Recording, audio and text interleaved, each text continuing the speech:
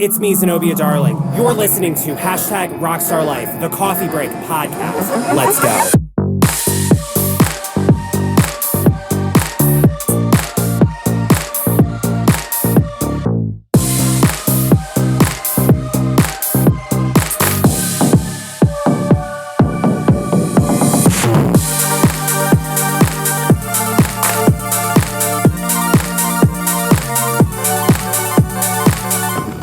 Where the hell's my cold brew at?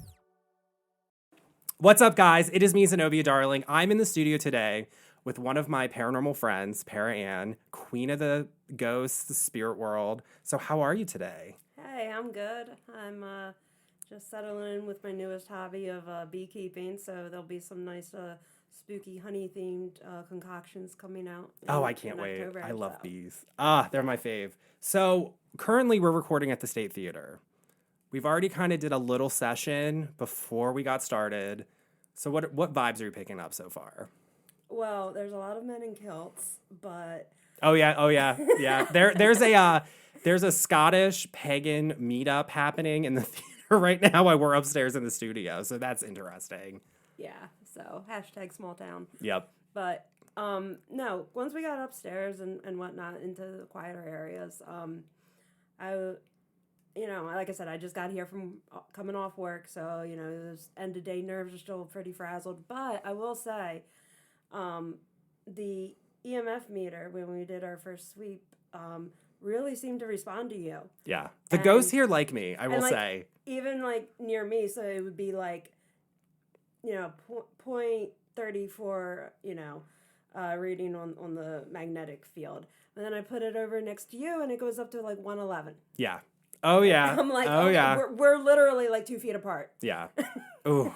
Well, Jeremiah, the jazz musician from the 20s on the balcony, I've already had a conversation. I'm like, he might come on the podcast. We got a session or an EVP thing going. He looked like he was excited because, those numbers were jumping. When we asked him, that went up almost 2 points. Yeah, and it was funny because you asked him if he liked the Celtic music playing, and he didn't. But then I said, do you like hip-hop? And it, spiked up. So I'm like, okay, we got to play him some City Girls. Yeah, no, when you asked him about the Celtic music today, it took him 3 seconds, and then it only went up 1/10 of a point. And we're like, okay, well, maybe he just grunted. Yeah.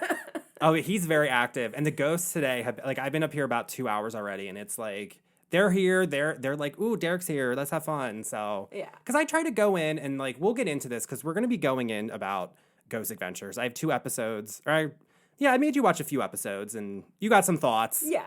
You got some thoughts, oh yeah, especially on Zach and whatnot. But so we'll go into it and kind of how to ghost hunt. But when I go into a ghost place, or I'm going in ghost hunting or paranormal investigating, ghost hunting sounds very broy straight dude. Yeah, that's very businessy. Oh, we're ghost hunting. We're ghost hunting like they hunt deer or some bullshit like that. We're deer hunting. Whereas I like to go in, I like to make friends with the ghosts. Hey, I'm Derek. What's up? They're people, but they're dead. But they're not in a way because there's very active energy that you can interact with. So the part of them still very much alive, and a lot of them are actually conscious and will respond to you in real time. If you ask them what color shirt you're wearing, they will get it right. Yeah, because they're not a dead person. Yeah. That is not a dead person. They're a live person, just in a different form. And so let's get into it, because I made you watch an episode of Ghost Adventures from I got my notes in here. So it's from season 3, episode 3. Much to my protesting. Yes. Because we've had many conversations about Ghost Adventures and the whole thing about the paranormal reality television, which it's interesting because I come at it from studying reality televisions and I kind of know a lot of behind the scenes stuff. Whereas do you have any familiarity with paranormal reality television? I believe you were on a show before. Yeah, so I'm not proud to admit it, but I have 3, I believe, episodes on Amazon Prime, actually. Okay. If you type in. I have to say, I did watch it. I did. There was one where you were... So it's not really for everybody, but... okay, let me rewind. So I won't necessarily say, unfortunately, to have been a part of it. I will say it is painfully raw. Yeah. Unedited, literally just GoPro helmet cam footage So, I mean, if you want reality TV, that was as real as it got. Yeah. It was very old school. So I've always been obsessed with paranormal reality television. Like, I mean, the first show, Sightings was one of my big favorites. Yeah, so like... Unsolved Mysteries. It started with Goosebumps, and then I'm like, yes. Oh, this kind of stuff is on TV? Yeah. What else is there? And then the Ghost Hunters, the original show. Yeah, so, yeah. And what was the one? ABC Family. So there was like a Sylvia Browne one before she got outed. Oh, don't even get me started on Sylvia Browne. Oh my God. In my second book, I have a whole chapter because like my stepmom loves Sylvia Browne, like obsessed with her. Yeah. And I was trying to find out like, okay, how do I put this woman in there? So I say she's my psychic drag mom because she really was like the first paranormal influencer. She's a complete fraud. Yeah, but not everything she said was fake. Like, she gave out real facts. Yes. She wasn't making things up or embellishing, like, oh, I'm so gifted or anything like that. She came at it as such a real person that, like, we have that memory of her. Yeah. And it's like, no, we don't know the fraud her. Yeah. You know? And she was, she, in the early 90s, she got convicted of insurance fraud, which, like, I did a whole deep dive into her. And just there was a lot of stuff where I'm like, okay. And then I remember my dad wanted to get my stepmom like a reading from her, like a personal reading. It's like $700 and like a 2-year waiting list. See, I never knew this. I just loved the TV show. Yeah. And she was on Montel all the time and God, like a damn cult leader. Yeah, no, literally. Like I was about to say, like, she is a A+ student of The Secret. Yes. She studied that. She could have written it. Yeah, and I always said, like, the way I kind of phrased it was, like, she got a 12-year-old kid reading. So I'm like, that's good for the world. And she got a lot of, like, the goth kids like me into, like, reading that stuff because she was one of the first people putting out content like that. And Barnes & Noble would sell her books. Oh, yeah. Yeah. God, I remember I saw her live one time in Baltimore with like my mom, and that was a sight to see because the people like fawned over her, like I've seen people fawn over like Lady Gaga or Madonna. Like it was just like the priest just tapped your head and yes, I mean it was like people crying out, Sylvia, I need your help. I'm and like crying. It kind of got dark because I was like, these people are clearly suffering with emotional pain and grief. Don't get me down the ethic and moral like rabbit hole of Swiss cheese that is presented here. Because there was like a lot of that, and I'm like, this is very like, I don't know, this is kind of sketch to me. It's super stupid. And I remember Colette Baron Reed, the psychic, opened for her, and I actually really liked her, and I still have one of her meditation CDs. See, that's cool. So you definitely, even then, even as a Sylvia fan, you still could kind of see through it once she was in person. Yeah. And I'd love the spectacle of it. I mean, that was like, oh my, and some of the people that were there, I mean, barefoot, everything. I mean, there was one woman in like this, I don't even know, like this 1800s peasant dress, barefoot, walking. And it was in downtown Baltimore too, at like the conference center. Her feet were like as black as my shirt. Like are you sure she wasn't just a ghost? That's very true. She could have been. Right? Ghosts need readings. Oh yeah, that's very true. Who killed me? Well, I think Sylvia she predicted her death, and it was completely wrong. Yeah. Which I'm like, of course. And also, if you are a respectful, truly, purely gifted person, why are you predicting people's deaths for them? Exactly. That's just like asking for it now. Now that person's jinxed, they're cursed, whatever. It's going to always be in the back of their mind. And they're like, wait a minute. Because she said I was going to die, I think she said 88, but she died at like 77, which I thought that was weird in a synchronicity. It was still a double number. Yes. But if you look at them, there's all these round parts of an 8 and the 7's very straight, so you wouldn't really get that confused. Yeah. But the double part, But Sylvia Browne, I love that. I love Sylvia Browne. Do you remember Lady Cleo? Yes. Oh my God, yes. I loved those commercials. Even when I was a little kid and they would come on, I was like 6 years old, and I'm like, I know this isn't. I'm like, this is not real. Don't call that number. A lot of drag queens do like her. Like I loved her energy. She was so good. They're all drag, and Sylvia Browne is a drag queen. I mean, she has that deep smoker's voice, and honey, it's not in the cards. Like she talks like that, and I'm like, oh my! And she never smoked a day in her life, which cracked me up. In a very recent past life, probably. She probably was a chain smoker. Yeah, but Cleo, that was a good one, and she's good. There was the dude psychic. I never really got into him. John Edwards. That's it. Yes, because I think he went to Oprah. I never really got into him. I was kind of like, eh. Yeah, I really wanted to believe him. But then, again, it's one of those things once you see them. So I didn't see him in person, but just once I actually saw an episode. Yeah. And saw how things were done, I could tell he had an earpiece in. You could see people moving in the audience. Yeah. Like, he wasn't very good at He wasn't. And he still isn't. And then didn't he come out to actually, like, be a fraud? Or he had some type of, like, hot messness with, like, his wife or something. And he was so serious on the show. It's like you couldn't even be entertained. Yeah. You either had to be wowed or... I need the spectacle. Yeah. Like... Please, give me something worth my money here. Like. So what are your thoughts on, like, the Long Island medium? Well, okay, so my... Anyone who... is making a living from any sort of divination, tarot, other psychic readings, palm readings, whatever. Like, they going to have their day job too, you know. But these celebrities, like you're getting into with the Long Island. Well, she gotta pay for that hair though. She gotta pay for that, $30 bottle hairspray that she sprays the whole bottle on every day. Yeah, so that's where I was headed. Like, it's all good and well, people really have these gifts. I believe in it, and unfortunately, millions of other people wish too hard to have these strange and wonderful experiences that, we talk about, that I've talked about on my show, that you've talked about on this show, and people crave it. Yeah. Because it's so unique, and they hear that it can either be terrible or it can be completely uplifting and life-changing. So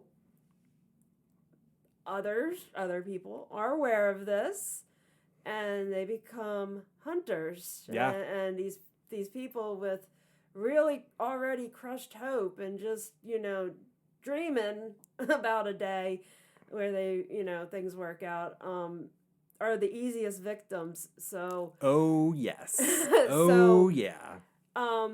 That's my very indirect way of talking about the Long Island medium without being completely cutthroat and just... Oh, honey, I'm a drag queen. Just read her to filth. I'm like, her nails are fake. Her hair, she's clearly a bumpet and a piece. I just want her to blink more. Yes. But the thing is like...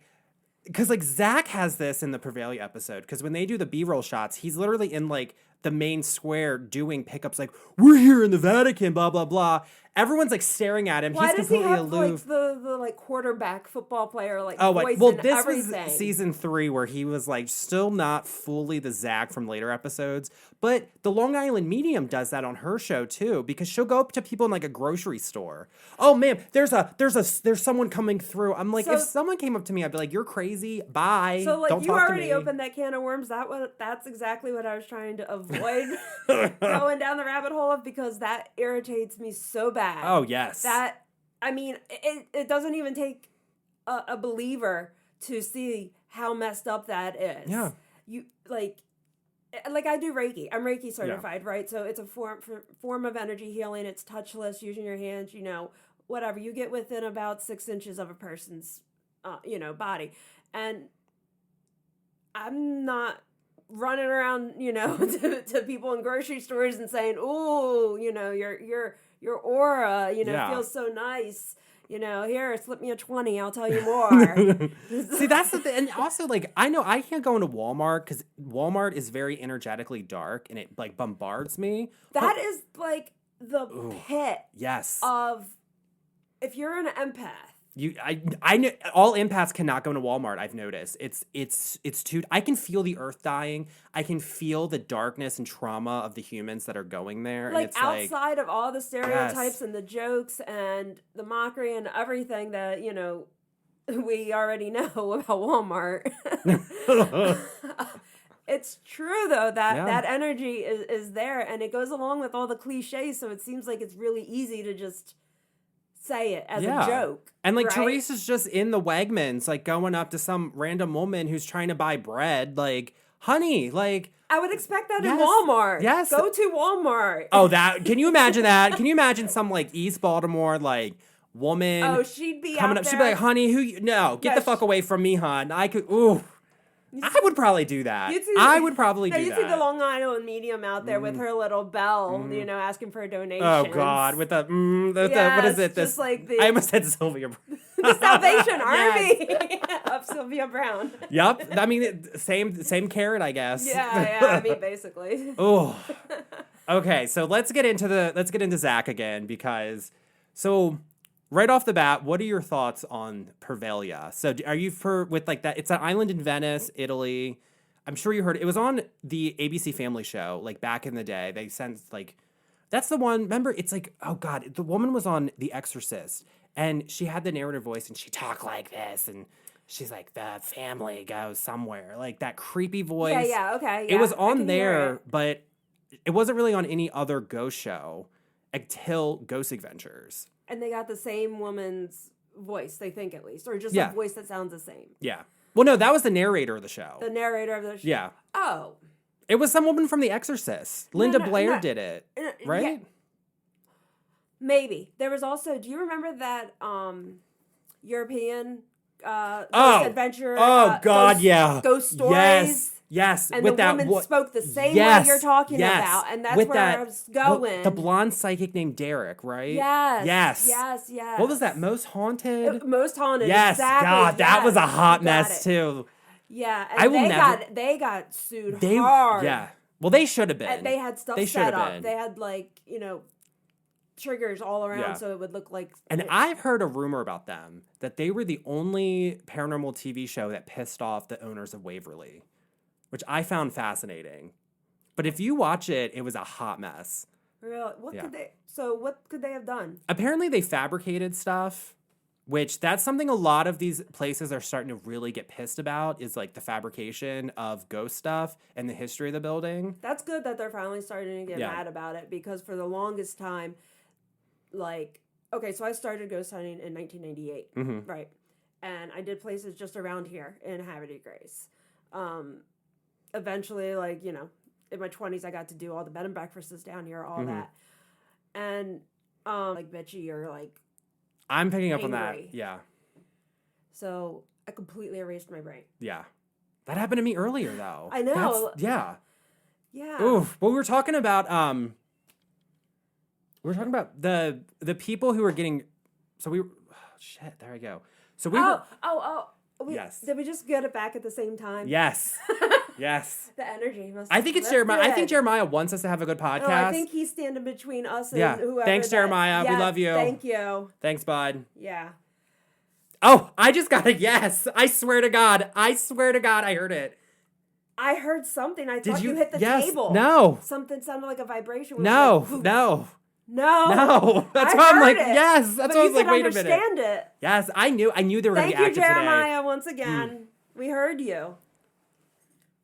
Ooh, but we were talking about how they are. So the owners of these locations are starting to say, stop, don't embellish, don't whatever. Because there's an example of this, because the South Pittsburgh Hospital, it's in the South somewhere. They've been on several of the ghost shows. I follow them on social media, and a lot of YouTubers have filmed there. And they get pissed because they're like, we get the final edit because we want no false stuff here. Because also that manifests stuff. Yeah, exactly. And it's a shame that it's not, that the field of paranormal research isn't even taken seriously enough to really be a real field. It's still lumped into entertainment. Yeah. Right? So I wish it was taken more seriously, and, there were like strict regulations, and, you have to apply to a global directory, like really formal, like with this beekeeping thing that I did, right? In Maryland, you got to register your apiary, and then you have to get it inspected, and, blah, blah, blah. There's rules. You can't just decide you want to be a beekeeper. Yeah. So you shouldn't be able to just decide that you want to be a ghost hunter. Yes, and because of shows like Ghost Adventures and Zach doing the thing, people are like, oh, I'm going to ghost hunt. I'm going to get the equipment. And they're like, they don't know what the fuck they're doing. And it's doing more harm than good. And it just pisses me off, because then it pisses the ghost off. Yeah. And so closing my original point there was just like, so I started in 1998, right? Okay. Did around Havre de Grace, blah, blah, blah. I had to embellish, right? I had to say, oh yeah, if we didn't get anything recorded or whatever, I just have to say, oh yeah, but it feels really heavy in here, Otherwise, because I started out being completely just like straightforward and factual. That did not work. People wanted me to leave early. Yeah. Nobody, word gets around, and you had to back then. So anyone who started 20, 30 years ago is now still stuck in that mindset. Remembers what they had to do. You had to really promote yourself. Yeah. And you kind of had to get the entertainment because, with Ghost Adventures, on Bavalia, they were locked down from sundown to sun up. That's 12 hours. It's also really dramatic. Yeah, boiled down to an hour. So it's like... Yeah, so why did they even take up that much time? But... Did you watch the episode? Yeah, I did. I'm sure. I took an edible and watched it. I was like, you have to. I had. How can you not? It's too much because I'm like, no. Oh my! And this was like early Zach, and you can tell like it's Zach, and it's with Nick before Nick left, which that's a whole thing. You can read the blogs about that one because Zach's being messy again. Yeah. So it's Zach, Nick, and Aaron, the original 3, and this was season 3, so they were very aggressive, which do not be like Zach. Do not antagonize spirits. You could do a whole book series called "Do Not Be Like Zach." Do not be like Zach, because even in the first season, he's at the really demonically haunted nightclub like in Kentucky. Oh God, I forget it. And he had something happen there, like got possessed, and then he gets possessed in the episode, or overtaken, and then roids out, like allegedly with his roid rage. He's been possessed at least 200 times. Yes. Like, I'm sorry, that doesn't happen. Yes. Not even once. Like, that's not what possession looks like, and that's not how it happens. I think it's alleged roid rage. Yeah. After he's a bodybuilder. Wonderful. We gotta cut that out. Cut that out, editor. Yeah. None of that is staying, but yeah. Okay. So, but yeah, like my biggest complaint in the celebrity paranormal world is Ghost Adventurers. Yes. Is Zach Baggins. That is my number one complaint. And that's not even a light comment. I am super serious. Like, he just has all the red flags and then makes up his own new ones. And because of him and because of his aggressive tactic, are you the demon here? Come at me, like that type of shit. Oh, what? There's no demon. What you think? Are you a little pussy? Like that. Yeah. I'm like, and then when they fuck with him, it's like they're gonna come at you hard, bro. Like just FYI. And then he's always like, we're putting our bodies on the line for our field of work.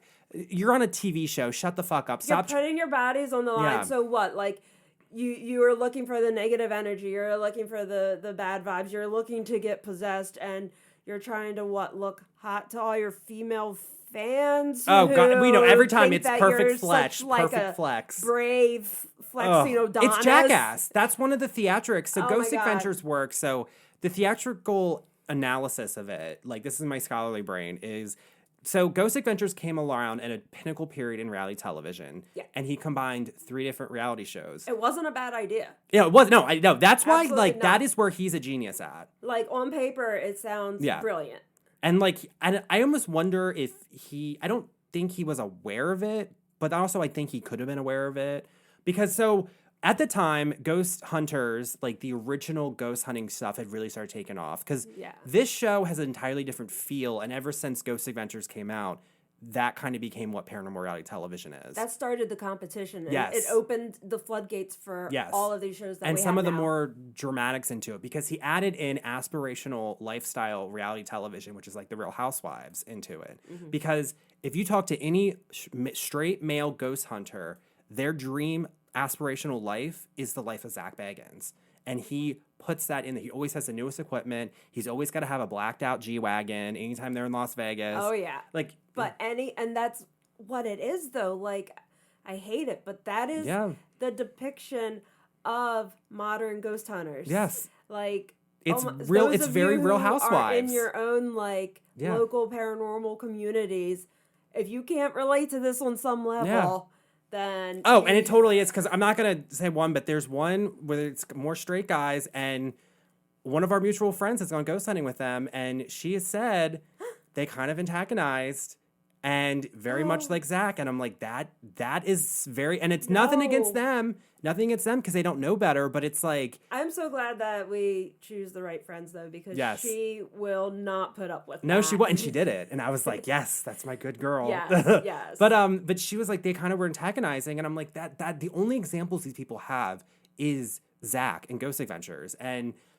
he's using the Real Housewives stuff, and they don't realize it. Exactly. And it's almost like, okay, like, if you listen to podcasts a lot, like, why don't people listen to more podcasts? Yeah. Instead of having network TV. I mean, there are a lot of good podcasts out there that speak the truth. Yes. And give the warnings and are also entertaining. Yes. And goofy. And, like Mysterious Universe, for example. I'll throw that one out there.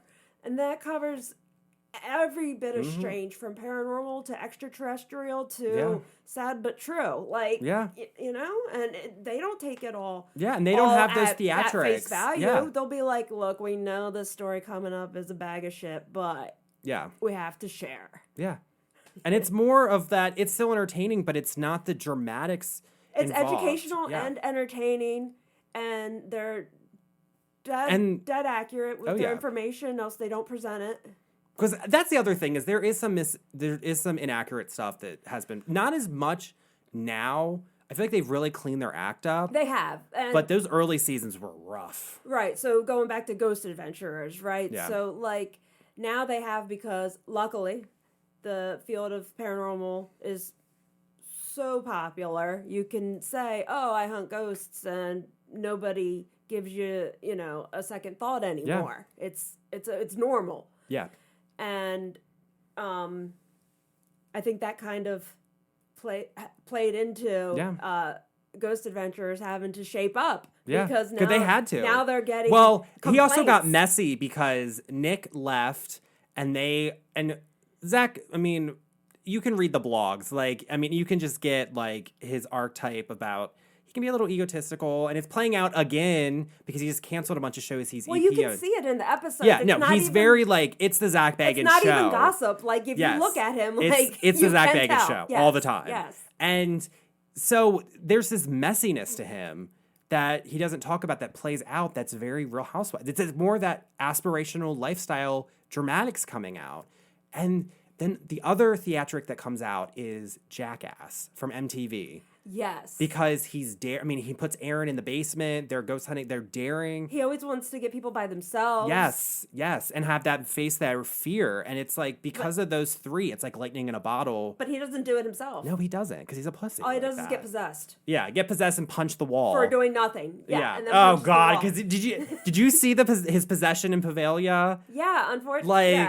And then I watched some clip where he talked about it. And that's the other thing, is Zach's notoriously, he doesn't do media besides Ghost Adventures, which I think is weird. He's gonna have to branch out a little if he wants to sustain. I'm like, dude, be a fucking star. Like, like, your girlfriend is a good star. You're not. Take notes from her. So it's like, don't get me started. Yeah.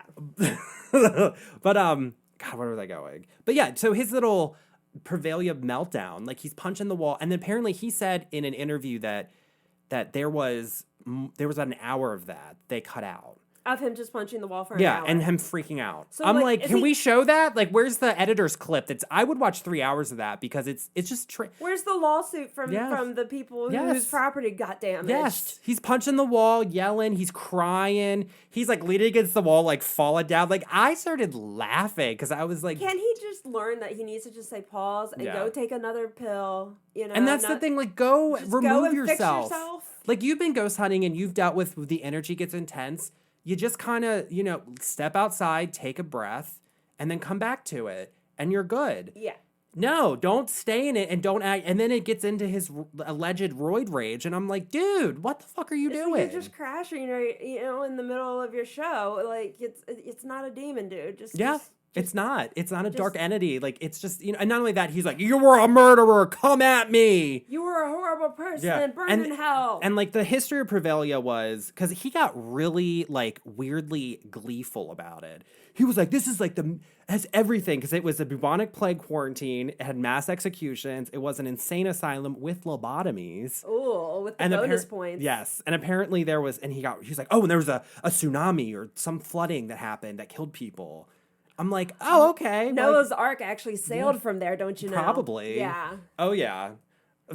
He's just such like he was happy about that, which I thought, that just rubbed me the wrong way. I mean, after a couple seasons, like, why do you even need bragging rights? You're clearly successful. Yes. Like, I'm like, I looked at his net worth. He's worth like 50 or 60 million. So it's like. How? For being a roid-raging. Yes. So he got the fame, and then like Lisa Vanderpump from The Real Housewives of Beverly Hills, he started Zach Bagans' Haunted Museum, which I'm wearing the shirt that I got from there. It's actually a cool shirt. Yeah. I actually really like it. We're in downtown Las Vegas, which I will say that building, like, yeah, I got, it's dark. It's very dark. But okay, so were the rumors that he bought that museum to live in? I think originally he did, because I always heard that he lived out in Summerlin. See, so him living in the museum is just so on par. Like, yeah, he quarantined there, and he does, like, there is a room, like, and also this is the other thing is because he's a hoarder, like, he says he's a collector, he's a fucking hoarder. Like, he has the warehouse, so it's like the building's right there, it's in the art district, and then you can actually see in the parking lot, there's a huge, like, warehouse. He owns the whole warehouse full of his shit. And there's not an empty spot in the whole damn museum. Like, I mean, I was seeing shadow people. One of the dolls said Zenobia, and I was like, oh no. Oh no. That I was like, I'm good. I'm good. Ooh, I'm that's good. Like pulling things out of your head. Yeah. No. I was like, I'm good, honey. Yeah. Nice to meet you, but you stay. Bye. And I already, like, Vegas already has, like. Vegas has so, like, not even, like, I can't even say, like, a feel, because it's, like, a physical vibration when the whole time. And, like, going into these hotels, like, going into the Luxor is hard. Yeah. And like, it's already a mind fuck because those elevators are at, like, they're at an like angle. A 45. It's like the most severe angle. But one thing people don't talk about with those hotels, every time I'm staying in one, some spirit that died by suicide comes up to me. Oh, yeah. It like, never going fails. back to the Luxor, like, in the 70s, a hooker fell off, like, the 52nd story. Oh, because they have the open atrium. Yeah. Yes. It's like a pyramid. And she fell off and crashed right through the buffet. Oh, God. And she had AIDS. Of course. She was HIV positive. Ugh. So they make that a big deal as to, because of that, they had to rip out the carpet and the buffet and everything. And it's like, no, it's because a fucking human fell and bled out all over your fucking chicken. And they, oh my God, I can only imagine. Can you imagine? I'm sure people are gambling. Oh, whatever. Oof. Oh, no big deal. Oh, here's my cigarette. Let me put the oxygen mask above my face and let me smoke my cigarette while I'm playing the moo cow slots. Playing the moo cow slots while my fucking... The moo cow and Ellen slots. While my mahjong slots back here are going for the, weekly $10,000 jackpot I always get. Ooh. No big deal. Give me another cigarette. Yep. Well, see, I go to Vegas a lot because I write there. It's a good place. You get cheap hotel rooms. You always got food. And I love people watching. And for creative people...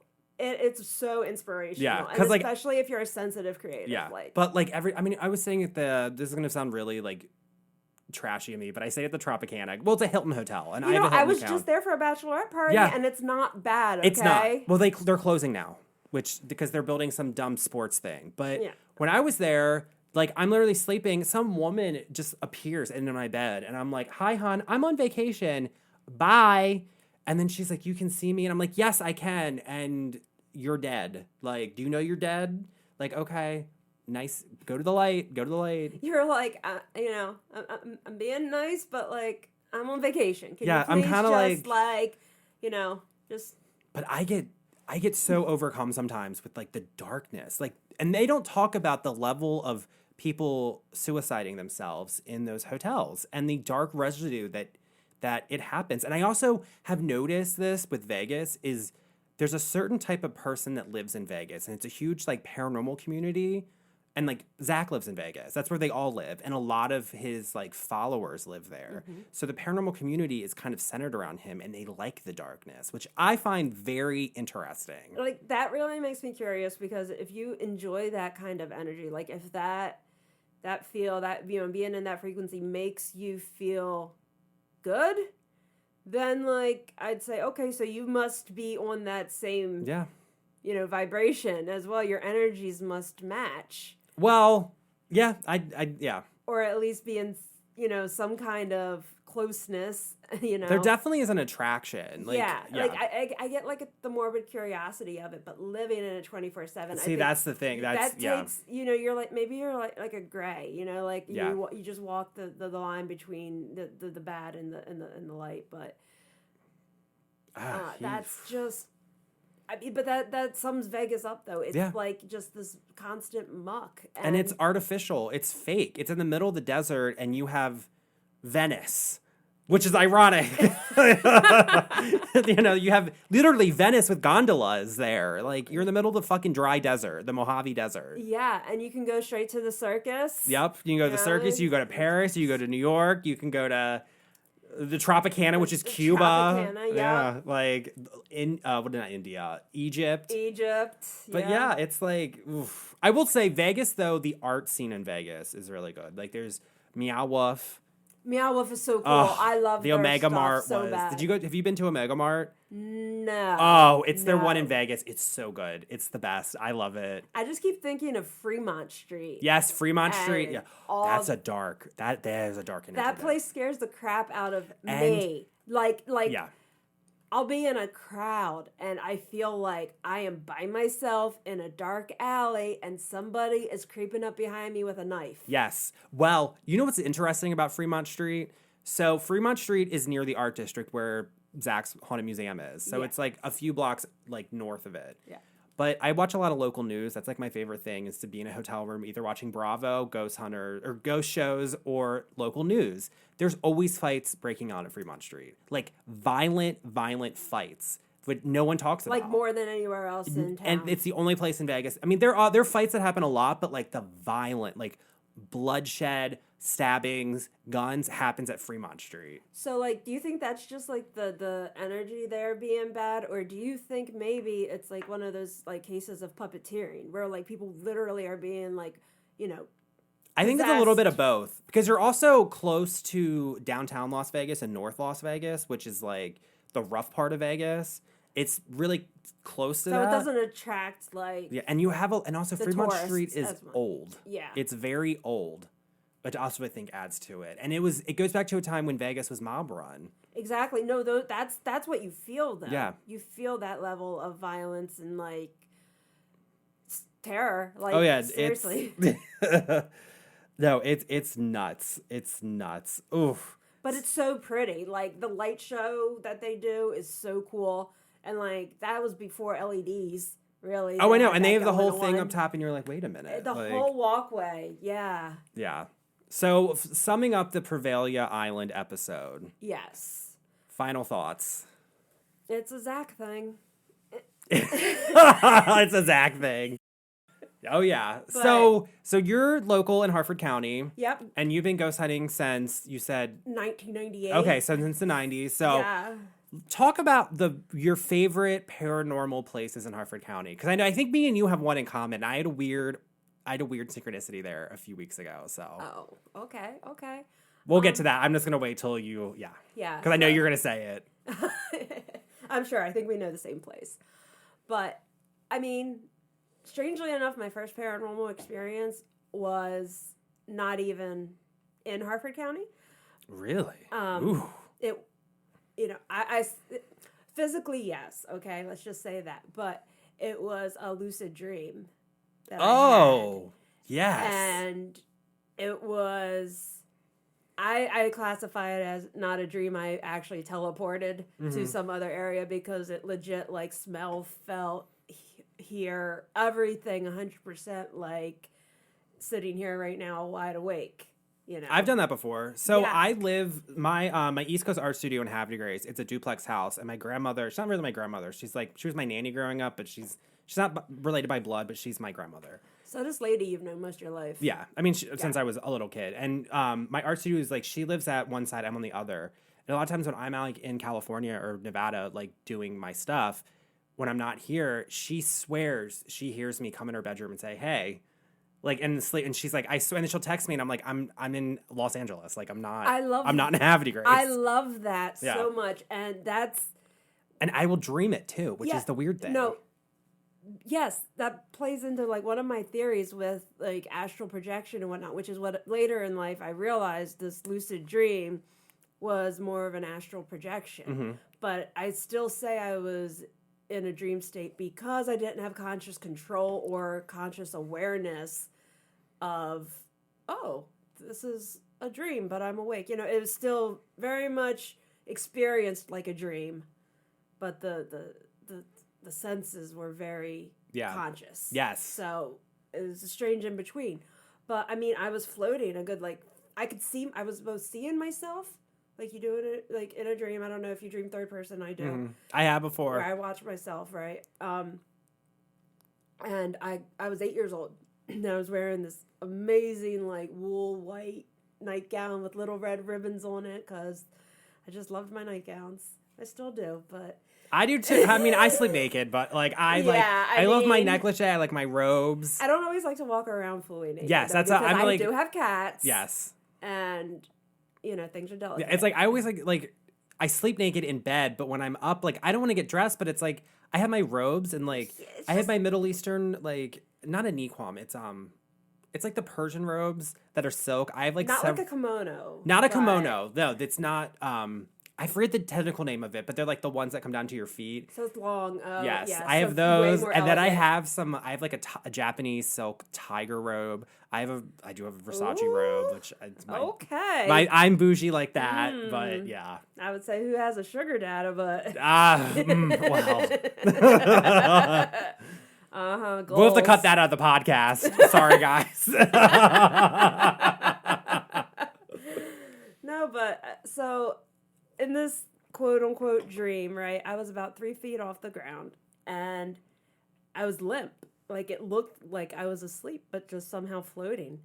And I was in my house, but I didn't feel like I was in my house, right?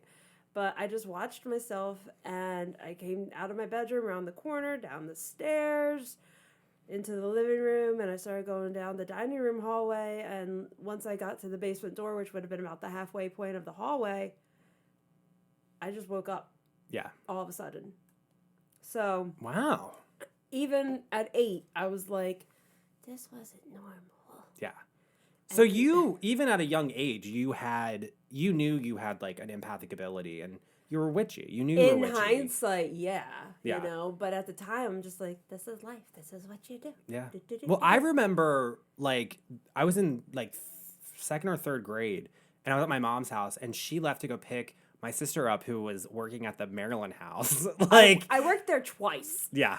Like this was back in like 2000, like, oh, God. This was like in 2000, 2001. That's when I was working there. Yeah. Yes. So I'll tell her name off mic. She worked at, was it Bob's Big Boy they had there? Roy Rogers and Bob's Big Boy for a little bit. Yup. But like my sister worked like the 3 to 11 shift. So my mom went to, like she put me to bed. That was my shift. Oh, yeah. So she put me to bed and she went to go pick her up. Like her and my stepdad went. It was like a Sunday night. And I like hadn't fallen asleep yet. And there was like this woman standing in my doorway. Like I remember this and I was like, what the fuck? And I freaked out. I remember calling her. My mom's like, calm down. I'm like, there was a woman, like an older woman, like staring at me. Like I was freaking out and she got freaked out. I feel like there's someone behind me right now. Yeah. Oh, definitely. It doesn't surprise me. I don't know. I'm getting goosebumps. You are? I figured out who it was though. I know who the woman was. Do you think it's that woman though? Because I feel like it's just like hateful energy. Like she is just like some jealous. No, I don't know if it's a female, is. I think you're picking up on there's definitely a spirit here. There's like anger going on. Yeah. Like boiling rage. Yeah. Well, there's a murder. Like I feel like they hate me. Oh, they hate, probably because you're a woman. Yeah, so, but I feel like Jeremiah. I feel like it's another woman, though. Yeah, there's two women. Okay, well. There's two, yeah. So I don't know why they're up here, so, though. like, I can't see, but, like, I feel, and every now and then I'll hear. Yeah. So, no, like, they're definitely, like, I can feel a charge there? over here. Yeah.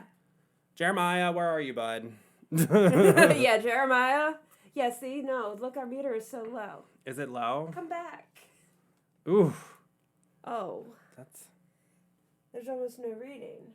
Well, that's the thing. She's probably going to be one of those picky... And right where I felt the energy the most coming over my shoulder, it's normal. It's normal. It's normal. Because, again, to me. Oh, well. She's right here. I can feel she's right here. Oh. She doesn't like being called normal. Oh, look at that. Yeah. No, now it jumps like 40 she's jumping points. back because she doesn't want to be... I don't think she wants to be... See? She knows what... Girl, we got your number, girl. You can't hide, okay? We got your number. Know you're here. We got your number. I know where you live. Yep. You know? Where's Jeremiah? He's my friend. She's like, I kicked him out. Yeah. That's kind of what I feel. Well, he's coming back. Jeremiah, come back in. Come back in. You already died once, man. It's no harm. There's no harm. Don't be scared of her. I don't think Jeremiah wants anything to do with... I think he just hates her. Yeah, he wants nothing to do with her. It's just not good to be around. Yeah. Yeah, he's like, no, I'm good. I'll stay out there. So, but I mean... I don't know. I had my wall up, so it's like, girl, wall. Yeah, no, that caught me off guard. I'm just like, that is this icy. place is very... Like, the State Theater is very haunted. I love it, though. No, you can feel it. And, like, earlier when you were, like, searching for your water bottle, that I think maybe Jeremiah... Oh, because you were up here by yourself. I was up here by myself, and I went to the bathroom. Yeah. Which is even more claustrophobic, right? Yeah. But, no, like, then, like, I had finally, like, you know, mellowed out from all the, like, you know, edgy work vibes, you know, and I think it was between episodes, actually. Drinking our expired beer. Drinking our expired beer as our coffee break. Because you had to stay hydrated and all. If you can't find your water bottle, get beer. Where's the damn water bottle? No, but that bathroom was actually really, really... It felt like a morgue. Yeah, it's very spooky in there. It felt like a mortician's workspace. Like where somebody went to like play with bodies. Yeah. Like, it felt, like, demented like that. Yeah, like it has a weird feeling. It's... Well, that's the other thing is, like... I'm like, yeah, I was trying to talk to the owners about, like, the history, and, like, they haven't really figured out if there was any mob connection to the theater, but there had to have been, because every other building in Havre de Grace had a mob connection. Yeah, and, like, this has always been the downtown. Yeah. It's not, like, the new downtown or anything. Yeah, it's always been downtown, and it happened. Yeah. And even if you're going back into history and whatnot, the British invasion, the whole town was burned, right? Yeah. So you've had a lot of paranormal experiences here, right? A lot. I actually, when I was 14, I got my first EVP here. Okay. Because I pretty much grew up in Havre de Grace. My mom's from Havre de Grace, so all my family Me too. is here. So my family's been here. My generations. My great grandmother and grandfather, they lived on Bourbon Street. Like, yeah. So it's like. Yeah. Yep. No, my double great grandparents started it, so they came off the boat from Italy. Wow. And that's the thing I love about, like, they don't have this in the West Coast. Like, on the East Coast, it's like, we go back generations, like... We're so old over here. I think the Havre de Grace is going on, like... 200. They had their bicentennials coming up on, like, 220 now or something. But it makes it haunted. It makes it haunted. Makes it very haunted. And you were asking me about graveyards earlier. Can we talk about that? Yes. Speaking of weird family connections. Weird family connections, old things. This graveyard is... one of my favorite places locally to go and visit. I love it. Now that I'm used to it, but my first time there, I was let's say what it is. Terrified of it. But anyway, so it goes back to 1689. Speaking of being old and us East Coasters. And to build even more suspense, they had more witches accused and hung for witchcraft there than in all of the Salem witch trials. See that? We had 23 hung. That makes sense because men and women. There's such a community. Like, we're a part of that community. You can see the bodies hanging from the trees if you're sensitive. Really? I do feel things from the trees there. So yeah, and I will take people there. Yeah, we're gonna have to go there. Like I will. Yes, we do. But I take people blindly there. I say, let's go for a drive. You know, and maybe a month or more prior, at some point prior, I ask, hey, have you ever been to the Perryman graveyard? Oh, there we go. And they're like, no. And I'm like, oh, interesting. Okay. And then I shut up. And then... If you're going to have a paranormal experience in Harford County, you're going to have it at Perryman Graveyard. Yeah. That place... Yeah. So once I feel like they've forgotten, because I try not to plant seeds, but it's hard to ask questions without them planting seeds. Yeah. So I try to be very indirect about it because I believe in the whole... I never say this word right. Pareidolia? Yes. Where if I say, oh my God, there's a monster behind you, and you look and you see a monster because I've put that into your brain. Yeah. So I think you kind of manifested it. Yeah. Yeah. So hopefully my pronunciation was good. No, I get that. Sure, but yeah. So it's a known phenomenon, like science backs it. Okay. It's just, this isn't some like investigator opinion again. Like, no, this is like science that I'm talking about. It's a real deal. But I try to avoid causing that as much as possible because I want authentic experiences. I want my experiences to be validated, blah, blah, blah, and I want them to have an authentic experience. So once I feel like they've forgotten about me ever bringing it up, one day I'm just like, let's go for a drive. I'm driving today, And turned out, what is it, Spasudia? Spasudia. Yeah, that's it, Spasudia. Road. So, yes. So it's the old graveyard and the new graveyard, and new is still like 1700s, I think. It wasn't that but it got split, so the new part is farther up on Route 40, right on the corner. And my grandparents are buried. No, there's like one off Route 40. They just cut down a bunch of trees there. It used to belong. It's the Lutheran Church in Aberdeen. Yeah. That's where my grandparents. There. That's where my grandparents are buried. Okay. But that one, I get good vibes from that one. But like a few weeks ago, me and my mom went to Ray's Caribbean Cafe at the Route 40. That place is so good. Yeah. And my coworker actually makes the menus for them. Oh, the graphic design work. It's so good. They're like jerk chicken's the best ever. Ooh. But I got talking about food. There we go. I know. But then afterwards, me and my mom, it was just me and her. And like my mom's very spooky. And her and my stepdad used to go there in like the 90s and just... See, that is so lucky. You said your mom is very spooky. Yeah. See, that is very lucky for people of our generation. Yeah. See, my mom loves ghosts and ghost hunting. Do you listen? Are you hearing this? Because And then my stepmom is witchy and into like psychics and empaths. See, so we're it's like first generation that can talk about. Yeah, there's no our weirdness. Parents opened up, but maybe their parents had these abilities, but they did, but they also had they didn't. They couldn't, because there's also a lot of like religious people I find are very pushed back against it, and I'm like, like witchcraft is the only real spirituality that taught me how to protect myself from the dark side of ghost hunting, if that makes sense. Yeah, no, exactly. Like, I don't even know if last episode I got to the point of it, but like with those reality shows, there was a little girl that really, really loved them, and she went out, she was only 14 or 13. Mm-hmm. And she knew there was an abandoned house in the back of her property. Oh gosh, of course. On her property. Yeah. But way in the back, And it's just a rundown shack that nobody ever used. And probably haunted as fuck. Probably had something dark. Exactly. She was like, I'm going to tweet me some ghosts or, whatever. This is before TikTok too, so I guess Twitter. Anyway. They were twatting. They were twatting. Yes, twitting and a twatting. I'm a little drunk. I'm like, No, but so this was from, they actually were inspired from Ghost Hunters. Of course. Which... honestly, the first 2 seasons, I love. Yeah. I was so taken by them in the first season, particularly because they took it so seriously. They were okay admitting if nothing happened. Yeah. That never happens now. That never happens. It was so cut and dry. Yep. And they had the drama of them being rotor-rooter plumbers, which was the other part that I loved. And then it was weird as fuck. Yes, because they would... Do you got poop stuck in your pipe? Yes. We want your poop. Yes, and they're like, we're plumbers, and then it's like, we're ghost hunt at night. And then I remember they would fight about plumbing issues. They would show all the drama of that business. And they're like, fight, because they all were plumbers, and I'm like... somebody come work? I have too many jobs. That was the best. Oh, okay, ghost hunt tonight, everybody's friends. But getting back to Perryman Graveyard. Oh, talk about that girl real quick. Well, so she was inspired by them in their early days. Yeah.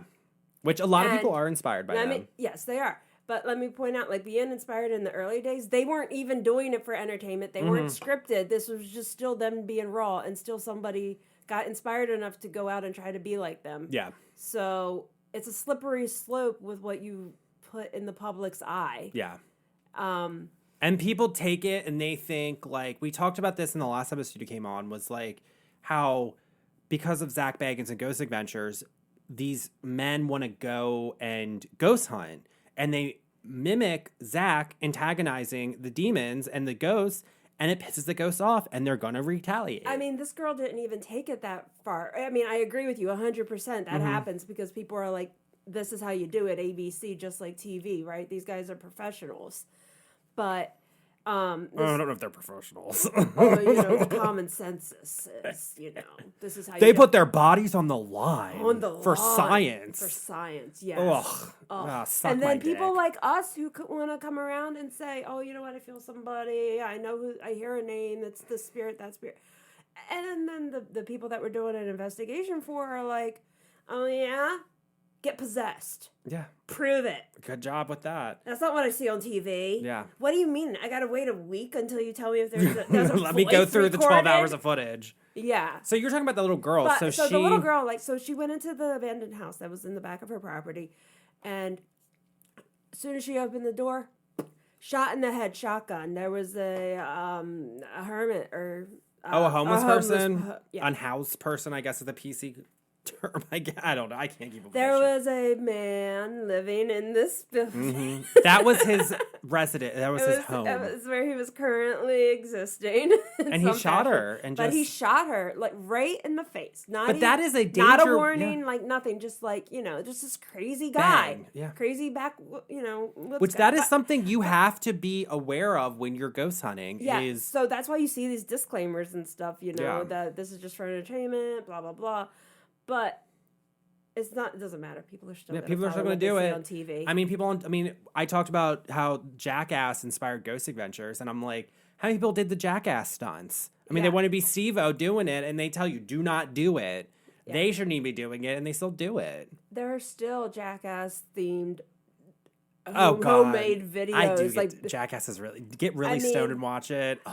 Look, I don't want to go promoting Steve-O all the stuff that we do. A stand-up comic, and he's actually really good at comedy. It's so good. He cleaned up. Yes. I love Steve-O. Bam. I have a soft spot for it. Bam is another story. Steve-O. I have a very soft spot for Steve-O. I feel like he's just been as much of a real dude as he could given his status and what happened. I love him.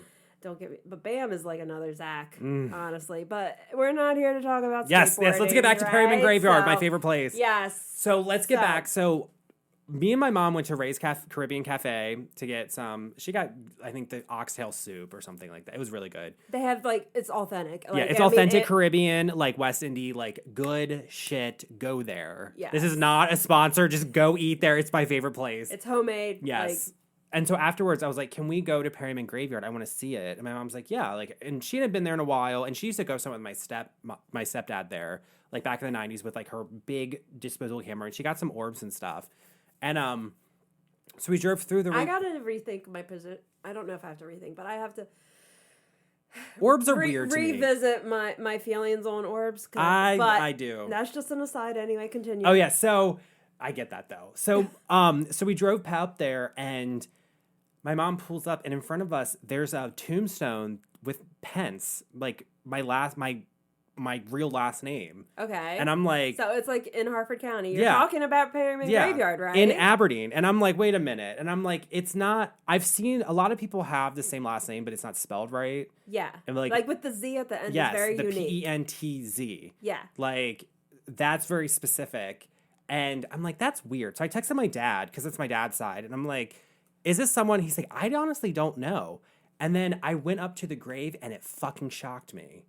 Oh my god. And I was like, oh, and they died in like the 20s, like 1920s. And I'm like, oh, they're my kin probably. Yeah. I'm like, what are the odds that the most haunted graveyard? Do you think they were mobsters? Oh, it wouldn't surprise me. I mean, right? My dad has told me that like my family, like they, like his great grandfather was like a bootlegger. Yeah. So it wouldn't surprise me. That's some good. It wouldn't, and they've been in Havre de Grace. I mean, they were in Havre de Grace in Delta, Pennsylvania. Okay. So yeah, I mean, and like my family are like they're punk rock as fuck. I will say. Oh yeah. Like my great grandmother, she was the first female ambulance driver for Harford County. So like, I'm like that bitch was doing it. Yes. Okay. Yeah. No. Yeah. My Italian side is my mom's side. And no, the only reason that my grandfather, my double great grandfather and grandmother came over was because my double great grandfather's brother was in the Italian mafia. Ooh, La Nostra Costra, whatever it's called. They were going, I guess he owed some debts, so and had to come to America. The family was at risk, so the father disowned his brother. Did not tell him that he was leaving. Scandalo. Yeah, took his bride and hopped over to America. I love it. And then, about 10 years, he joined the mob here. No, 5. No. They were very just holy kind of Italians, right? And no, but the brother, about 5 years later or so, he decided he's coming to America, and he was in the Chicago Mafia. Ooh, the outfit. Yes, yeah. He was one of those. And he was very proud of it, and he tracked them down. So, do you watch Mob Wives? So I have. Okay. When I visit my mom, she loves. We might have TV. to do an episode on Mob Wives because Mob Wives is like. So Vanderpump Rules is my top favorite reality show, followed by Real Housewives. Mob Wives is like my third favorite. It just sounds ridiculous. It's like, Shakespearean. It's oh my gosh! I get so mad because are you familiar with the Sandoval? Like the whole drama on Vanderpump Rules, where like Tom Sandoval cheated on his girlfriend of 8 years with his co-star. I'm one of those. I just do streaming things. Okay. It's on Peacock. So it's on Peacock. So like, I will give it a shot. Okay. For the sake just watch of this show. But I will tell you, all I really do is binge horror movies. So what's your favorite horror movie? If it's a show, I am like, I don't know. I'm probably 5 years behind you. What's your favorite horror movie, honestly, of all time, is the original Candyman. Ooh, that's a good one. Yes, and the remake is not good. No, it is. It is? Oh, that's because the only movie that the remake is good, and because I am such a stubborn person with sticking to the originals. I don't know. They don't make them like they used to. No. Like, my favorite is Hellraiser. Like, Pinhead. That's a classic. Daddy as fuck Pinhead. Oh, get down. I love that. Yes. The remake, I mean, I still would get Pinhead. I mean, yeah, I get it. But I'm like, no. Look, I love the female Pinhead take. But I don't love it so many years later where the spirit has left. Okay. Yeah. So if you would have called it something else, it's a great movie, but I'm looping it in with Pinhead. Yeah. You know, with Hellraiser, with the 90s, with my childhood. They shouldn't have called it Hellraiser. They should have called it something else. Right? It's not the same at all. The Bloodbound Heart or something. Like another Cenobite's Tale. Yes. Yes. It's its own thing. Because I love it. My other favorite, and this is going to be very stereotypical, is the second Nightmare on Elm Street because it is the gayest fucking movie ever. I mean, if you don't. But I mean, there's a history. One of those in there for some reason or another. You got to pick one out of the series. So, have you ever seen the movie Showgirls? Yes, I like it. Showgirls is my number one, and I always say that is a horror movie. That is a horror movie, 100%. So I become the main character. You become Nomi movies. When I watch them. Oh, see, I'm Crystal Connors, I always say. But I don't lose my status. No, don't lose your status. No, see, I have to be the star, okay? It has to be all about... You're Miss Nomi Malone. All about me and my story, okay? God, and the freaking overacting in Showgirls, just like... God, when she's sitting there, just being... It's like, you don't know shit! Like, doing that... No, she was like... Not even acting like I felt like Elizabeth Berkley from Saved by the Bell. No, all the turns into a stripper showing her pussy. Footage. Yeah, exactly. Given what's his face that played Charlotte's husband on Sex and the City, he was in it, giving him a lap dance. There were all kinds of names fucking in it. fucking him in his pool with a fountain. So how is it a horror movie to you? It's a dark movie. It's psychologically dark. Right? I mean, there is. I mean. It's a dark. It's the best. It's so campy, and it's just ugh. Right. I watch Showgirls probably once a month. Mm-hmm. It's my favorite. Yeah. Like, I really want to do live showings of Showgirls. Like, I'm trying to talk to the state about doing that. Because they do Rocky Horror like that. Mm-hmm. But I'm like, can we do a Showgirls? And I will come and... Why do they always do Rocky Horror in, like, February? That's like, well, they do it here every other month. Oh, okay. But and I'm saying they like theme that it, is but at winter the same time, outfit. but I mean, yeah, that exactly. is not winter outfit. I'm gonna say that is like. Well, I always say I dress sluttier in wintertime because I'm a hot-blooded person. Mm-hmm. So but, you're just like, okay, I need to breathe. But like, I showed up one time. They did it on Halloween night, and I showed up here. This was like in October 2020. It was right when like, no, maybe 21. I showed up in like full drag unannounced. I was like, I don't give a fuck. I'm like, it's Halloween, it's Rocky Horror. Yeah, no, that is perfect. Yeah. No, I saw Rocky Horror on Halloween 2 years ago. Was it here? No, it was in, so I ended up going Jersey Devil hunting the day after. Oh! Right? Ooh. So it was up there near Toms River, New Jersey was where it was. And the part of the Pine Barrens that it was near... I still had to drive a little bit to get to the exact area with the Jersey Devil and whatnot. Well, that ties into our Ghost Adventures episode. So yeah, so I was all done up. I had my nice little like corset on, so I had that nice like 18-inch waist for one night going on. Got the little corset. Yes, the hips popping, all the good stuff. Yeah. I went all out. So Rocky Horror is always a good time. Rocky Horror, that's another movie. Yeah. Like I could watch it that's one of my other favorites. That was my Frozen growing up. My mom said I wore out the VHS tape. No, yeah, same. I'm like, what is it? Don't Dream It, Be It. Yeah. Dr. Frankenstein. And I'm like, that's a kids movie too. Like kids should watch Rocky Horror. But then the end is so fucked. Oh, I know. I'm like, holy shit! I did not see this coming. Ugh, with Riff Raff looking like freaking. I mean, it's not like the lightest movie ever to start with, but then it gets dark. Yeah, which it comes out of nowhere. And I was just like, that's so good, thank you. Yeah, just I'm like, I need this. Ovation. It makes my dark heart happy. It does. It makes it smile just a little. Oh yeah. So let's get into the Ghost Adventures episode. Yes. So I had you watch. Okay, so it's called Stardust Ranch, and this is something I just want to comment because. The production company of Ghost Adventures, it's Zach Bagans' production company, needs to get his fucking shit together because this is, okay, I'm just, on the IMDb page, it's listed as season 11, episode 12. You need like a flame alert right here. Yes, because, like I'm pissed. It pissed me off. Yes. So on Discovery Plus, which is where I watched it, it's season 15, episode 12. And then on Wikipedia/Google, it's listed as season 12, episode 12.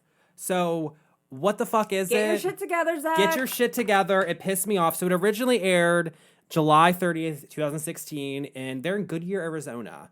So, they're going to investigate this ranch. And this is the first time they divulge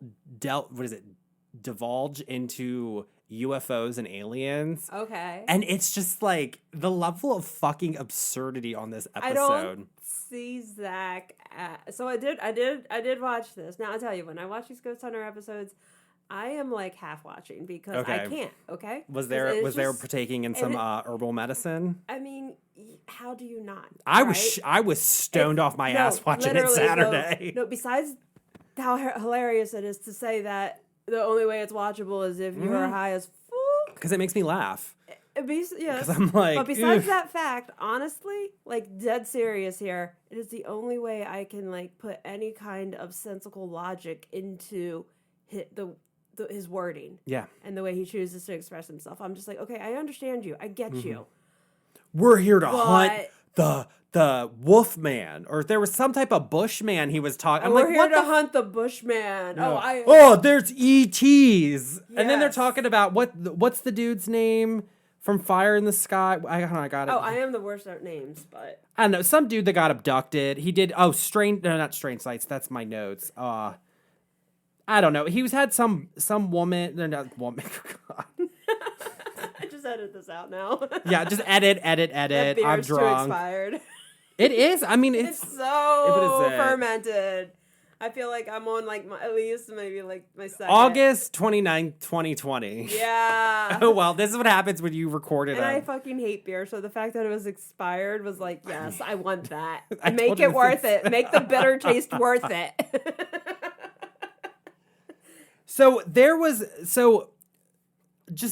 they go into this ranch and they're seeing lights in the sky. There's been like several owners, and the new owner comes and he's doing his like they're doing their pre-investigation interview with the family, and it just right off the bat, Zach's like he's kind of over it. Would you say he's over it in the beginning? He does not want to do aliens. He wants to go back. He wants demons. He wants the dark shit. He wants to go back to the prison. Yes, he wants to. When they did Eastern State, Oh, anyway. Did you see the Halloween one they did where they were in some hellhole prison in California? It was literally like, was it their live stream? And it was literally like live from hell. Yes.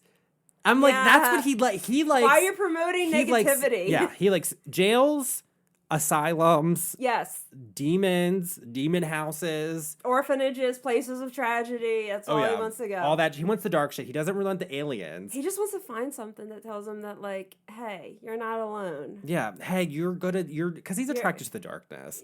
So he goes in there and it starts, because there's a ghost. There was a suicide in the bedroom. So they have seen a boy in there, and they bring like a medium in.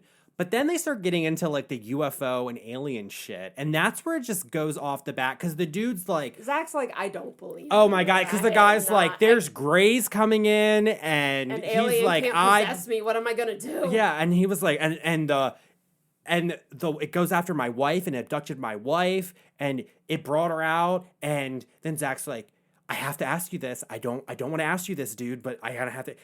Was she sexually violated? And I'm like, Zach, just ask if there was sexual issues going on. Like he made it more of a thing. Was, like, physical harm. Yes. Be vague. But then he's like, I hate to ask you this, man. I hate like doing like that douchey bro talk. I hate to ask you this, man. But I gotta ask you. I really know my aliens. I'm a paranormal investigator. I gotta be skeptical. Fuck off, dude. You know. And so apparently the gray was like raping the girl. Like, okay, which, I mean, yeah, aliens they're not gonna. I don't know. That was where I was kind of like, all right, I'm done. You could tell Zach's a little over it at that point. You don't really hear stories about aliens raping people unless they are over the top, embellishing, who or like be on Ghost Adventures, or people who like write alien romance novels. Exactly. I have someone in my family who writes alien romance novels, and she let me read a chapter, and I'm still horrified by what I read. I mean, I didn't know alien mouths and body parts did that, so that's stuck in my brain. Oh, there are layers. Yeah, but like so the guy was like, yeah, and so they were levitating my wife out the house in a beam of light, and goes up to the mothership, and he kept saying mothership. I'm like, dude, are you sure you're not just like? And so I'm like, are you drunk? Are you doing something? Are you just covering for some kind of trauma here? Exactly. Like, are you in denial? Like, but then he's like, did you get drunk and rape your wife? Probably. I'm blaming. I don't know. I mean, they're in the middle of fucking nowhere in the desert. Is she even your wife? Exactly. Then he's like, I just lit up with an AK-47, like boom, boom, boom, boom, and you can America. Yeah, America. They're Arizona. I would say Arizona is like the Florida of the West Coast. Yeah. I mean, 100%. It is. And then the best part was they were filming, like he was doing a live cam, and there's a gray in the background, which I'm like, that's not a fucking alien. Like that looks like a fucked up bird. And he was like, so Zach's like, no, if I'm doing an alien episode, I'm seeing an I'm alien. seeing it. Look There's at this. Gonna be an alien. I'm looking at this. Look I at need this the cactus. proof. Look at this cactus. Oh, God. And then he's like, and I killed it with a samurai sword. And then I'm like, what the fuck? Like, you killed it with a samurai sword. And he's like, I sent it to a lab, but it mysteriously disappeared. Oh, that's convenient. So did you kill it with a samurai sword or send it to a lab? Because... Yeah. And then they bring in some psychic lady who knows the husband. And the psychic's like, there's a vortex and there's grays. Aliens don't use vortexes. And then she's like, I got struck by lightning twice here, but it's good. It's good luck. It's good luck. And I'm like, you're kidding me, right? So then finally she gets off camera and Zach stays, and he looks right at Aaron and he's like, is this fucking for real? Like, they left it in because it was so absurd that Zach broke the fourth wall, which I was like, that right there, like that was him. Like, you could tell. You could tell he was like, what the fuck is this? Yes, he just went off script, and that was Zach for a second. Yeah, and he's like, what the and they left it in, which I was shocked, because he doesn't do that. He must have really, really not appreciated that then, too. Because he was like, a fucking samurai sword. Like, it was, the thing was there's a level of absurdity. Like, I always say, reality television, like, it can borderline on theater of the absurd. Yeah. But there's a level of absurdity that you can tell is fantasy. And it was bordering on that. And I'm like, and I think he was commenting on that. Yeah. But like, that shit was nuts. It's like if you want to make stuff up, at least copy what everyone else says. Don't try to create your own then story. She's like, I was struck by lightning twice. Like, bitch, fuck off. No, like, I'm really? sorry, Like, if you're struck by lightning, like, go get checked. Was it cloudy? I mean, no. Did filming have to stop? No. But then they have the cryptids there. So they have a wild-eyed man, and then they have a shadow man bushman. Oh. Did you catch that? I was like, what the fuck is this? So Bushman, maybe I don't understand. I don't understand it either. Western, the Western version of it or whatever. But as far as I've ever known, Bushmen are like swamp creatures, like bog creatures, like goblins. Like they are just these like non-human but humanoid kind of things, but they only hang out in certain environments, which are like the bogs and forests and like murky. Because you're very East Coast, whereas like I kind of have both, and I know. So like, what's a bog man on the West Coast? A bushman? Bushman. But the thing is about like the Arizona, Nevada, New Mexico, like Colorado, all that whole desert Southwest region. I just feel like he's making up stuff. Yeah, but it's all Navajo. So like, I'm like, is it a skinwalker? So, like, is it like it has to, because it has to be skinwalker. Like, that's what. Unless, I mean, if I'm wrong, that's fine. But all I've ever heard about out there on that side of the country is skinwalkers. Yeah. That would fit the climate. I have my own theory about skinwalkers. So Same. So and I really think I had a skinwalker encounter at one point. Oh, you did? See, I have a past life in the Navajo Nation, like back in like with my mom. Like my mom's the one who actually did past life regression in the 90s. Okay, so like you remember having to deal with these things. And that's why me and my mom were working on a lot of the karma from that life in this life. Yeah. And I'm almost positive I was the skinwalker in that life. Okay. Because I have that shape-shifting ability. That is so fascinating that like you can remember a past life being not human. Yeah. Like no, I think I was human, but I think I had that ability because I think with skinwalking, I think it's like all magical things with which you have the good and then you have the bad. True. And I think I definitely did the bad because there was some bad stuff. My mom like said that life was traumatic, and I'm dealing with the karma from that. Okay. But I definitely think there's the spectrum of it. Like there's good witches and there's bad witches. Exactly. I think witchcraft. And then there's hot topic witches. That's very true. I hate fuck hot topic witches. Like there's basic ass bitches that like, oh, I got a crystal and sage. Fuck off. Like I'm wearing a dog collar and a pentacle ring. I'm gonna fucking curse you. Oh my god, I can't believe you're gonna break up with me. I'm gonna curse you. And then that's when they do a witchcraft and it backfires right on them. And I laugh. I'm like, haha, you bitch. You bitch. I just sit back and watch. But like, I think it was a skinwalker. I think what they're, But then also Dave Schrader from the Holzer Files and is it Paranormal Radio? Yeah, that sounds familiar. It's one of he has a podcast.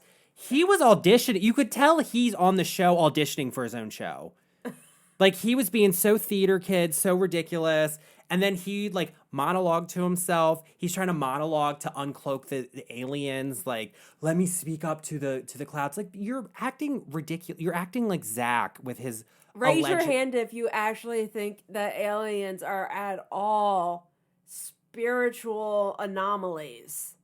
I don't think they are. Okay. I think they're physical anomalies. See, I believe that it's that it is that straightforward. Yeah, but then he wanted to get abducted. That's the thing. I'm like, dude, what the fuck are you doing? Like, you're going to go off in the mountains where there's bush people and skinwalkers, and you're going to say, abduct me, alien. Here's my phone. It's the best proof, He's doing that jackass thing because he's auditioning for his own show. Yeah. I'm like, we all know what you're doing, Dave. Like, and I don't really like the Holzer Files. Just FYI, not my favorite ghost show. Hope you really do get abducted, I think it got canceled.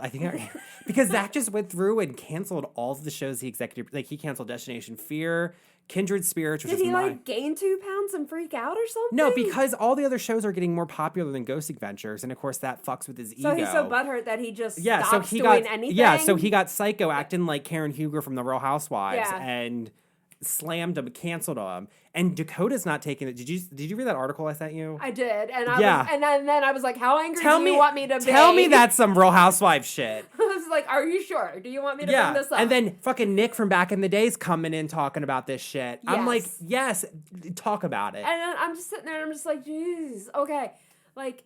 This is not how you paranormal. No.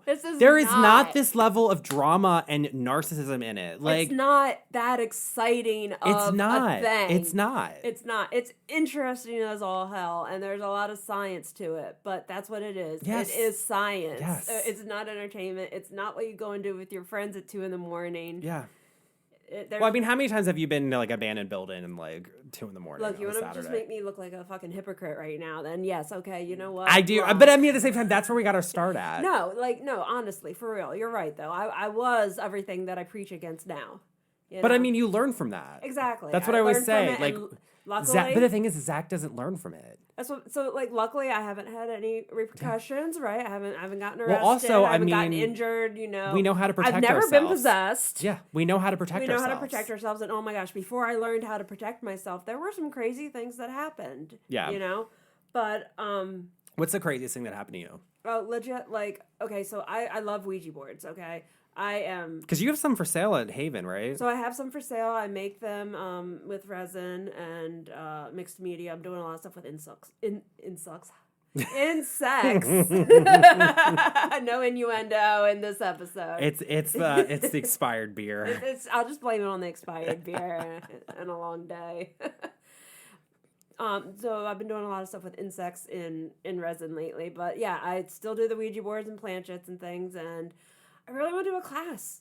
Yes. On Ouija boards, but you do classes at Haven though. I do classes all the time, but the Ouija board class, I've offered it twice, and nobody signs up for it. Yes. And I get the comments about, oh, this is devil work, and thanks to The Exorcist. This is a portal. Why are you But there is no difference between a spirit box. It's the same people saying that who are coming to past life regressions. Yes. Who are, choosing to opt for alternative medicine like Reiki and, But whatnot. the Ouija board's the one thing that the Ouija board is clearly, that is an active portal, and it's just no good.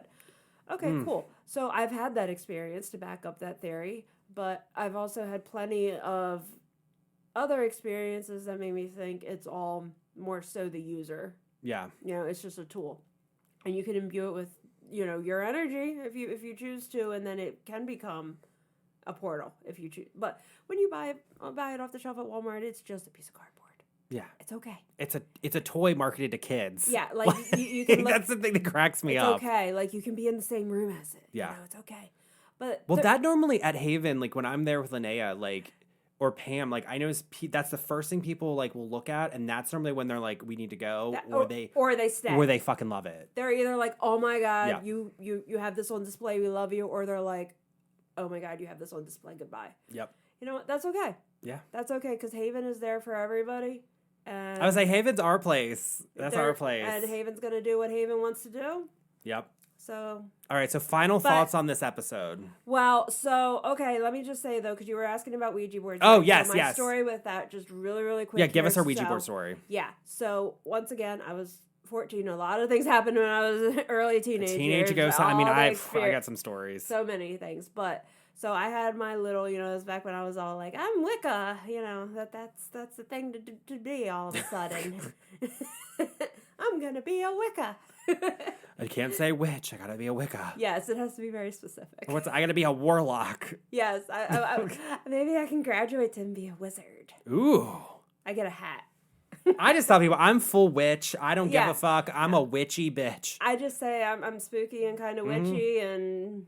Although I say I'm not a Salem type witch, I'm more of like a Native American shaman, witch doctor, if that makes sense. You're just going to confuse people. And if you say witch doctor, then they're really going to run. Yeah, that's true. Just be like... But I'm very... I'm because I'm an artist, and artists were shamans back in the day, and they're the ones that like healed and did the healing, and that's the type of witchcraft I do. Good. So you're a light worker. Yeah. But I get down with witches, though. I mean I'm in a coven. We're in the same coven. Yeah, exactly. So, I always joke about that because it freaks people out. Yeah, I definitely get a little entertainment out of it, but it's because I've done the research, I've done the reading, I've spent the time invested. I hope I'm always respectful and act as if it's just another person in the room. It's just because of the way I do things, the way that I learned, and just what feels right for me to do. I could charge. Oh, girl, you could probably make a ton of money. You know how much money I could charge, but I don't care to really. I don't want to profit off of it. It's not mine to profit off of. I don't care about profiting. Like, I charge because, I don't want to. I don't want to go broke providing these things to the community. All I want to do is spread information. Yeah. So I have to charge at least a little bit, and it sucks. I don't like doing that. I don't see how faith and but energy also with a money. Ouija board, but you make good stuff. Yeah. So what I make is, what I make could kill somebody, right? It could be a weapon. Yeah, that's true. Well, everything can be. It's good stuff. Those planters are pretty pointy. Yeah, that's very true. And the resin is pretty hard. I mean, you could crack a skull and probably not even chip your planter. But I mean, people are more afraid of the, yeah. But anyway, so the whole fear thing, right, and whatever, and having the classes, I offered them twice and nobody signed up. Okay, fine. What do you expect? Yeah. But I hope to, through doing other classes, I'm going to be doing monthly seances. Yes. And I'm going to do... You just had some... I just had the first seance and it was so good. People are asking for it now. And you just had so some... people want to come to a seance. Yes. No fucks. They're fun. Linnea said good stuff happened. But then they walk in and they're like, oh my God, you have a Ouija board in here? This place is evil. No. But I'll go to a seance. Yeah. But wait, you were saying you had a Ouija board experience. So, okay, I am trying to tell that story, but oh my God. Sorry, we're drunk and we're giggly. It's been a long day. There are some amazing fermented beverages happening. But anyway, so my Ouija board story, right? It's far less lighthearted than my mood right now. But so I was stupid. I didn't know. I got my first Ouija board for my 14th birthday. Super excited. I did the planchette. I label everything. I put the dates. I put who gave it to me and what the occasion was. Everything is labeled. I'm just the walking label maker, right? So I did it all up. I love it. Yeah, I did it all up. I tore up little strips of printer paper and I got my Crayola markers and I'm just this is mine because I never write my name on stuff. I say this belongs to me. Not you, and very only child. But so I had it all, all labeled and marked up as mine, and I started using it. And then that whole summer afterwards, that's all I did. I would wake up and I would go down there. It was the unfinished side of the basement in my parents' house, and I got my cool little kitchen table from a previous house that I used as my altar, and I had all my witchy stuff down there. So I started going down there and I was playing on the board all day, every day. And I would take breaks and whatnot. But the thing is, I didn't even think that there could be a right way or a wrong way or any specifics, right? Because the little directions on the back of it are ABC, just unpack and go at it. They don't give you any cautions. So I'm just down there talking, and then eventually one day the board spells out Nana, N-A-N-A. And I'm just oh, I've been getting a lot of gibberish, so this is cool. This sounds like a word. Are you a child? I'm thinking maybe they're looking for their nanny and it's Nana or whatever. And I'm thinking something darker. Oh, it gets dark. I'm thinking, is it something like Zozo? That goes back to Zach Bagans too, because he had an episode with the Zozo demon. It goes back to Zozo. It goes back to also a couple things, not pleasant things. Maybe take another swig of your beer there to handle this. So no, but so I'm down there and it spells out Nana, and I'm asking these questions, just trying to find out more. It's being really vague. Just keep saying its name, and then the planter starts going backwards through the alphabet, and I'm like, that I recognized at least, and I was like, oh no, No, Oh. we're not doing that, because that's them tricking you to let them in. So as they go backwards through the alphabet, basically you're watching because your brain is still expecting it to spell That's out a good thing to say, because if that happens, disengage, yes, because the idea of it is it's like hypnotic, right? Because you're watching, because you're looking to spell out a word or make sense of it, or you're just surprised at what's happening.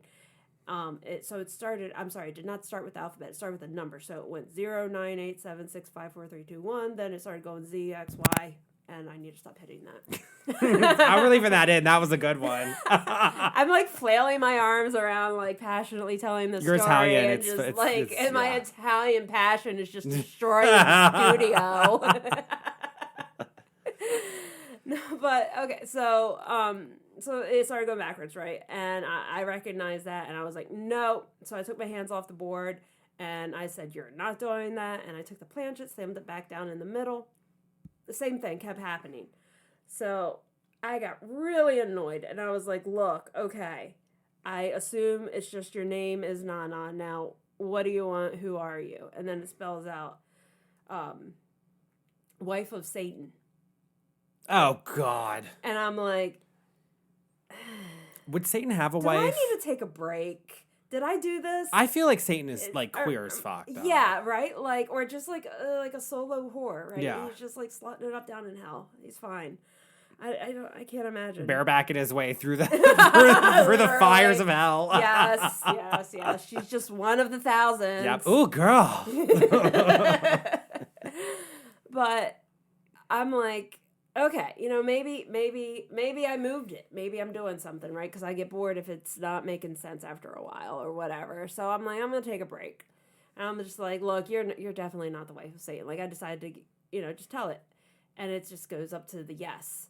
And I'm like, no. And I put the planchette over. No. And we kind of started arguing. Again, red flags. Like, you don't do this stuff. Do not do what I did. And you were telling this because it's a cautionary tale. This is an enormous cautionary tale. Yeah, and this is how I learned. Yes. Right? So don't repeat, but learn from her experience. Exactly. Like, learn what to do through what I did not do. Right? But you can use a Ouija board, and it's good. And it can be good, too. And I have positive stories. Yeah. But, like, so I was like, no.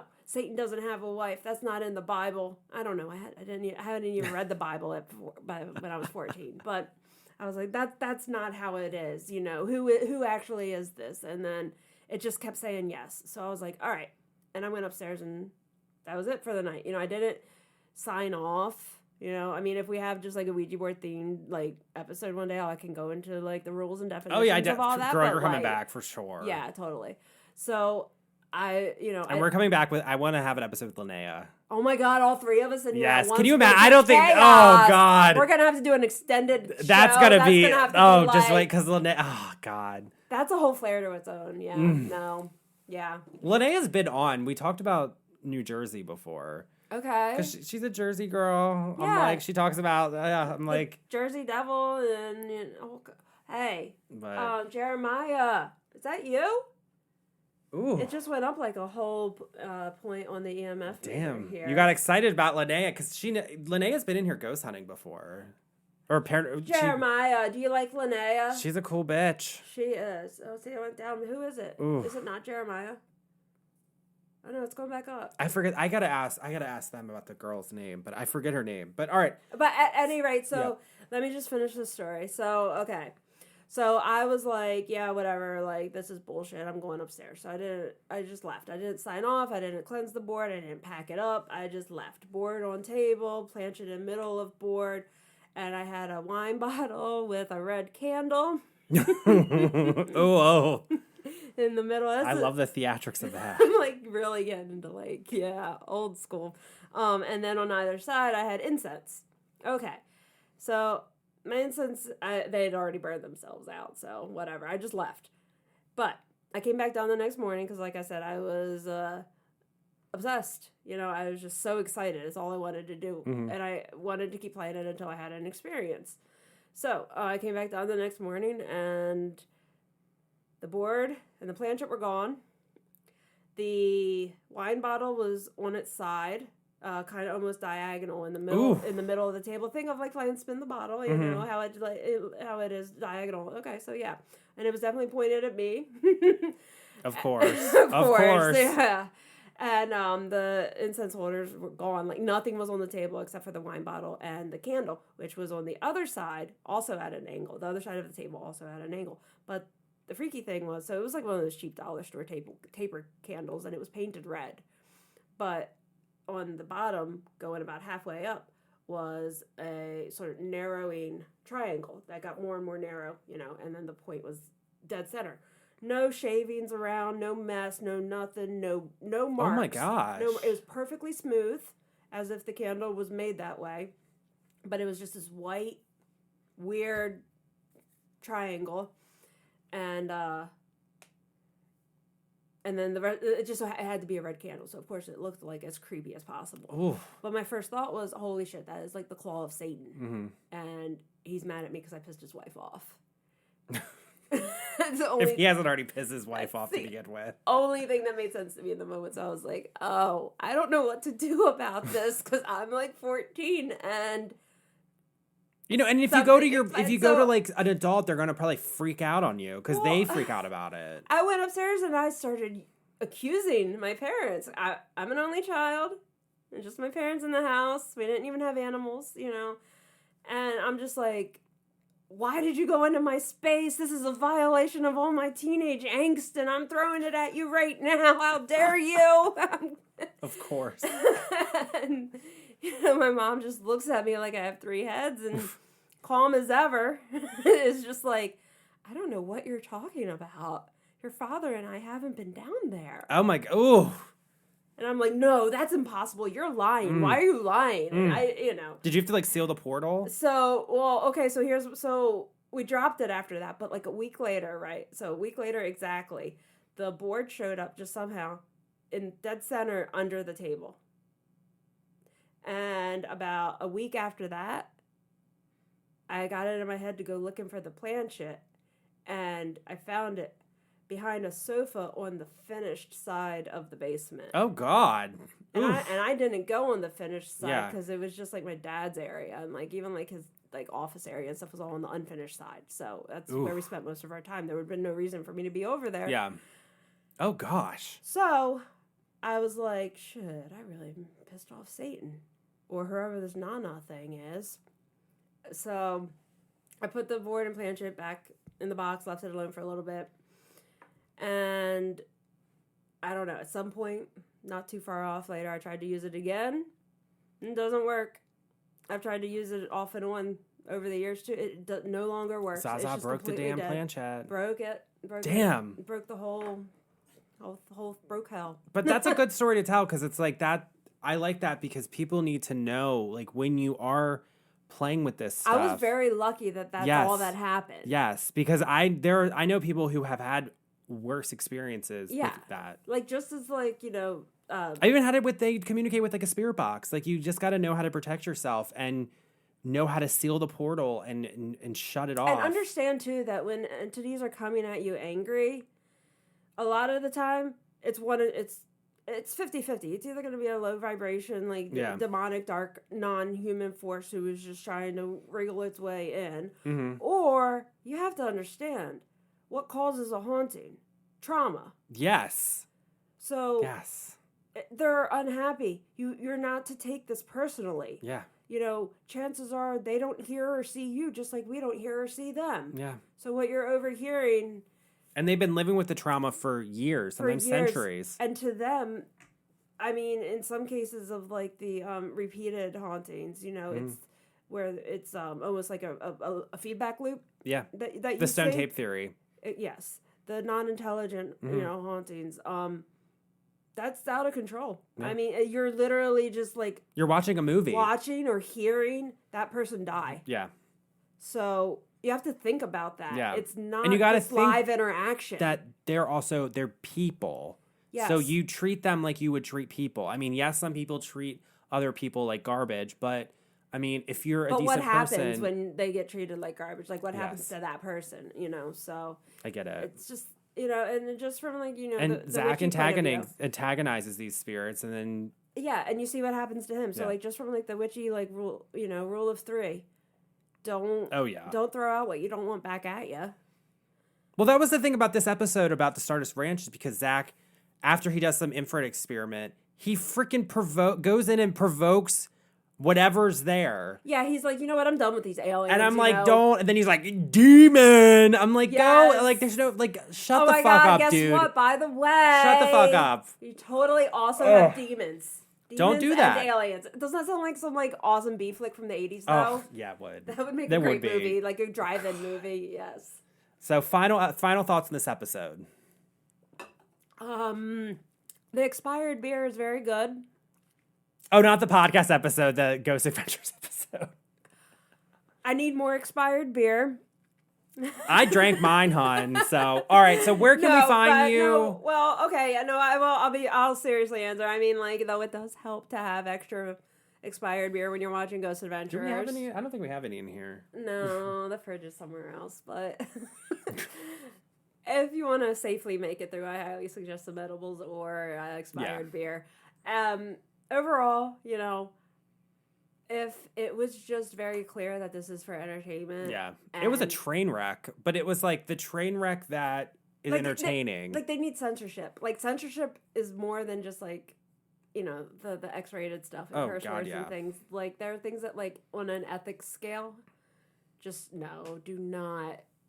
Don't present in an entertainment way. Yeah, because that's also going to piss the ghosts off. It's going to piss the ghosts off. Because I'm sure that whatever the dude that died by suicide in that house, I mean, I'm sure he's pissed off because here comes douchebaggy Zach with alleged roid rage going after something. I mean, I'm sorry. Like, I'm a huge mental health advocate, and I've also been there. Like, I've had suicidal thoughts and everything. And let me tell you, the last thing I fucking want is Zach fucking Baggins on my ass.